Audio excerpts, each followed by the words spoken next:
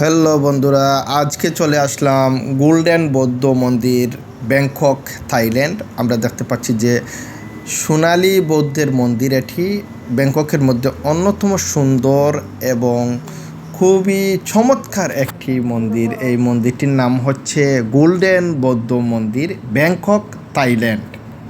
The temple of golden বৌদ্ধ।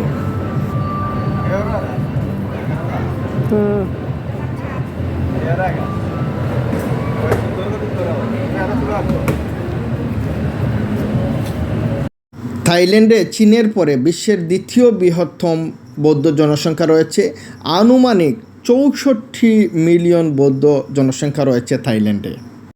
আমরা জানি যে বিশ্বের মধ্যে সবচেয়ে বৌদ্ধ জনসংখ্যা বেশি হচ্ছে চীনে, অর্থাৎ চায়নাতে, তারপর থাইল্যান্ডে, অর্থাৎ এই থাইল্যান্ডের পাশাপাশি দেশ যেগুলো আছে যেমন কম্বোডিয়া, সিঙ্গাপুর, লাওস, বার্মা বা মায়ানমার, এই রাষ্ট্রগুলো কিন্তু সবাই বৌদ্ধ ধর্মাবলম্বী মানুষ, বা এই রাষ্ট্রগুলোর বেশিরভাগ মানুষ কিন্তু বৌদ্ধ ধর্মের অনুসারী।